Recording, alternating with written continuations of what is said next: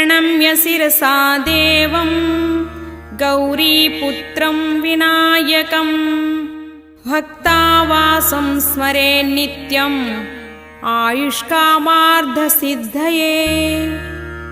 प्रथमं वक्रतुण्डं च